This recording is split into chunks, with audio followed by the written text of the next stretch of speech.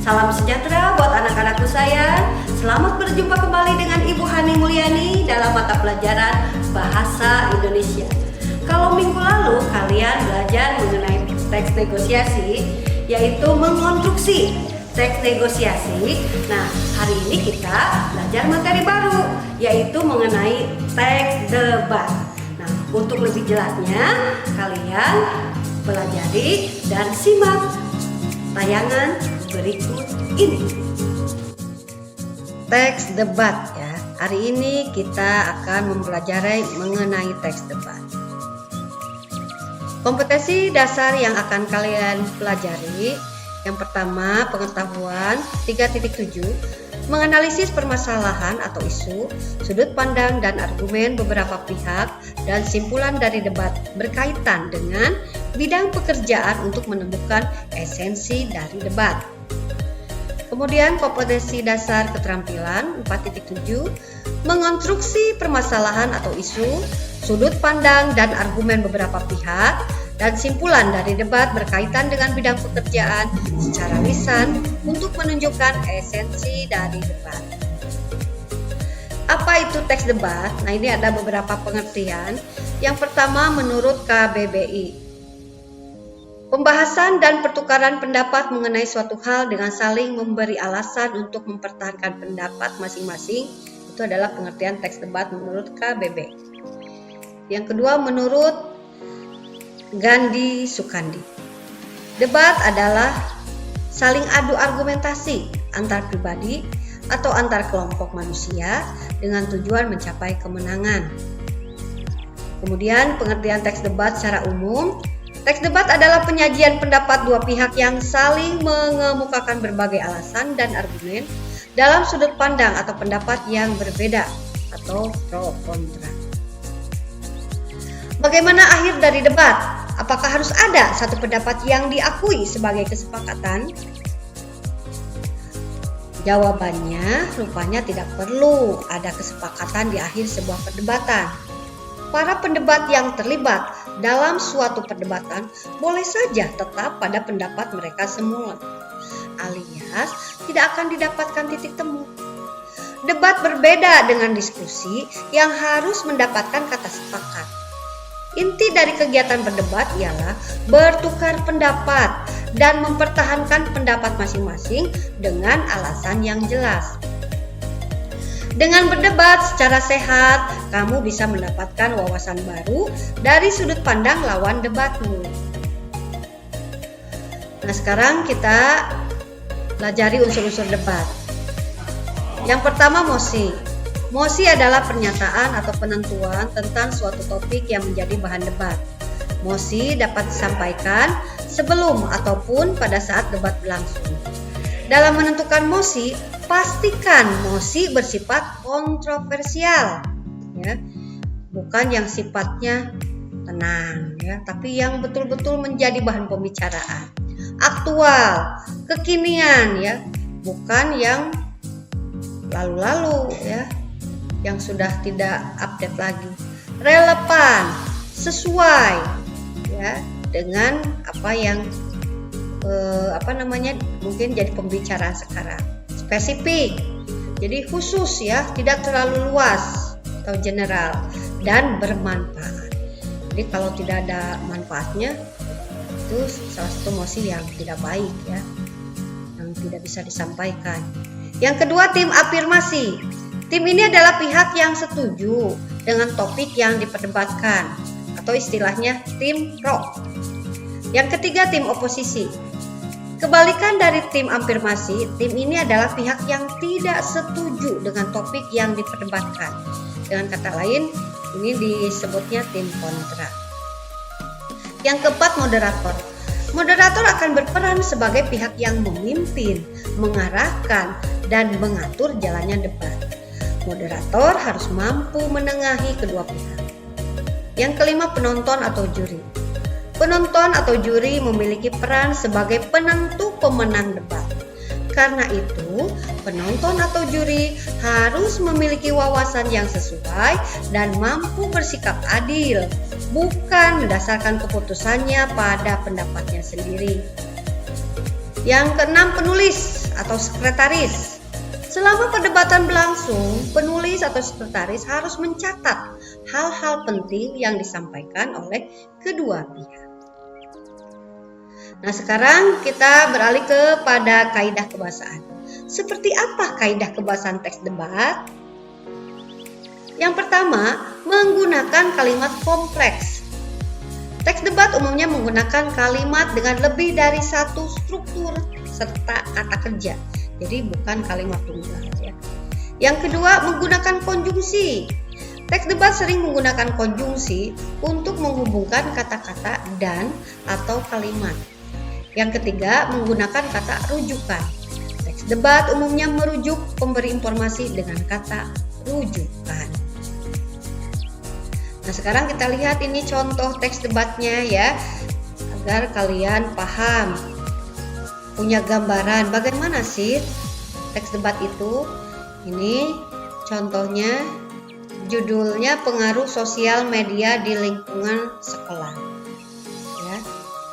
Dilihat begitu kontroversial ya, update, relevan, spesifik ya. Bagaimana pengaruh sosial media di lingkungan sekolah. Di sini ada moderator. Terima kasih atas kehadiran rekan-rekan pada siang ini. Hari ini kita akan membahas pengaruh penggunaan media sosial di lingkungan sekolah. Grup A adalah tim yang mendukung penggunaan media sosial bagi pelajar dan grup B yang menolak hal tersebut. Kemudian ini ada tim afirmasi. Seperti yang kita ketahui bersama, di era yang serba digital ini, jarak dan waktu bukanlah sebuah halangan. Media sosial telah menjembatani perbedaan tersebut. Melalui media sosial, siswa dapat membangun komunitas belajar dengan mudah. Hal ini tentunya dapat meningkatkan keterampilan dan kemampuan siswa tanpa khawatir akan perbedaan jarak dan waktu. Kemudian ini ada tim oposisi. Saya kurang setuju dengan pendapat tim afirmasi. Ya, jadi ini tim kontra ya. Pada kenyataannya, siswa akan dengan mudah teralih pada hal yang lain selain belajar. Contohnya saja menggunakan media sosial tersebut untuk berkomunikasi secara pribadi alih-alih belajar. Selain itu, media sosial akan melemahkan interaksi sosial para pelajar di dunia nyata. Mereka akan sibuk dengan gawai dan media sosial masing-masing serta tidak memperhatikan lingkungan sekitar diri mereka. Nah, ini tim afirmasi lagi. Saya kurang setuju dengan pendapat tim oposisi yang menyatakan bahwa media sosial melemahkan interaksi sosial para pelajar di dunia nyata. Justru, media sosial dapat membangun kepercayaan diri para pelajar yang mungkin tidak mereka miliki di dunia nyata. Melalui media sosial, para pelajar tersebut bebas berargumentasi dan terlibat dalam kegiatan pembelajaran yang berlangsung pada media sosial. Hal tersebut tentu akan menambah kepercayaan diri mereka. Kemudian tim oposisi, tim kontra. Saya ingin menanggapi pernyataan dari tim afirmasi.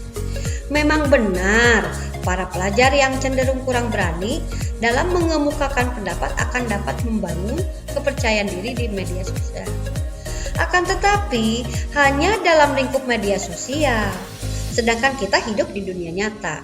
Lalu, buat apa itu semua? Terlebih lagi jika pelajar tersebut menjadi bergantung pada media sosial yang pada akhirnya akan berimbas pada kecanduan terhadap media sosial. Hal ini tentu akan mengganggu pola interaksi antar individu di dunia nyata. Nah, kemudian ini tim pro lagi atau afirmasi. Kecanduan terhadap media sosial dapat diatasi dengan menerapkan aturan yang tegas tentang waktu untuk mengakses media sosial. Bukan hanya media sosial yang berpotensi untuk membuat candu, banyak hal lain juga dapat membuat seseorang bisa kecanduan. Akan tetapi, hal tersebut dapat diminimalisasi. Singkatnya, tim kami percaya bahwa penggunaan media sosial memiliki banyak dampak positif jika digunakan secara tepat, seperti menumbuhkan rasa percaya diri seseorang, menambah pertemanan, dan membentuk suatu komunitas belajar. Hal ini dapat terwujud jika diimbangi dengan pengawasan dari orang tua dan guru secara bersinergi.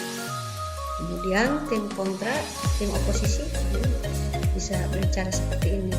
Memang kecanduan terhadap media sosial dapat diatasi dengan penerapan aturan yang tegas. Akan tetapi, apakah Anda yakin aturan tersebut benar-benar akan berjalan sesuai harapan? Pada akhirnya tim kami, yaitu tim oposisi, tetap beranggapan bahwa penggunaan media sosial di lingkungan sekolah tidak membawa dampak yang baik, karena para pelajar tersebut akan fokus pada dunia maya dan melupakan tujuan awal mereka menggunakan media sosial. Selain itu, media sosial juga dapat menimbulkan rasa candu. Para siswa akan merasa gelisah ketika tidak mengakses media sosial. Pada akhirnya, mereka akan sibuk dengan media sosial dan mulai lupa waktu, sehingga mereka melupakan tugas utama, yaitu belajar. Nah, itu ya contoh dari teks debat ya. Nanti kalian baca kembali ya teks debat tersebut. Perhatikan, amati ya, berhubungan dengan struktur, kaidah kebahasaannya. Nah, sekarang kita latihan ya, kita evaluasi ya, sehingga kita lebih memahami kembali, lebih mengerti apa yang sudah disampaikan Ibu sebelumnya. Nah, tugasnya cermati teks debat berikut. Nah, di sini Ibu sampaikan mengenai contoh teks debat ya, kalian cermati. Baca ya. Nah, setelah selesai baca, tentukanlah struktur debat dalam kutipan dan berikan bukti kutipannya. Jadi mana yang bagian orientasinya, mana yang bagian argumentasinya, terus apa kesimpulannya. Silakan tuliskan isinya, terus berikan keterangan. Ya, misalkan kalau bagian orientasi itu masuk bagian pengenalan kah, atau sudah menunjukkan argumen mengenai pro dan kontra. Kemudian argumentasi apakah sudah sampai pada pro dan kontra, silakan jelaskan di bagian keterangan. Kemudian temukan kaidah kebahasaannya dalam kutipan teks debat dan berikan bukti kutipannya. Nah, ini Ibu berikan satu contoh ya. Yang pertama, kata kerja mental, kaidah kebahasaannya. Bukti kutipannya, yang pertama, ketinggalan HP seolah-olah orang tidak bisa berbuat banyak ketika ada keperluan di perjalanan. Tetapi apabila ada HP di sampingnya, seseorang bisa mengontak ataupun meminta orang lain ketika dompetnya tertinggal. Nah, di sini kalian menemukan kata mengontak. Mengontak termasuk kata kerja mental ya. Jadi kata kerja yang tidak memerlukan fisik. Berbeda dengan kata kerja material. Kalau kata kerja material itu berhubungan dengan fisik, seperti memukul, menendang ya. Kemudian nomor 2, mana yang termasuk kata ganti orang? Kalian cari, temukan pada teks debat yang tadi Ibu kutipkan. Yang ketiga, penggunaan konjungsi. Kemudian yang 4, cari kalimat definisinya. Nah, ini Ibu contohkan. Ancaman tersebut adalah proses berbahaya bagi keselamatan pengguna dan berpengaruh negatif terhadap kehidupan sosial dan keluarga. Nah, kalian akan menemukan kata adalah yang menunjukkan bahwa kalimat tersebut termasuk kalimat definisi. Nah, begitu ya. Silakan kalian pelajari kembali materinya dan kerjakan tugasnya. Kalau ada apa-apa yang tidak jelas atau yang masih ragu atau yang perlu dipertanyakan, silahkan kontak Ibu ya. Hubungi Ibu di email honeymulyani75@gmail.com atau bisa juga menghubungi WhatsApp 081646983635. Ya, begitu ya. Demikianlah materi hari ini mengenai teks debat. Nah, silakan kalian pelajari kembali materinya dan jangan lupa kerjakan latihannya. Semoga bermanfaat. Wassalamualaikum warahmatullahi wabarakatuh.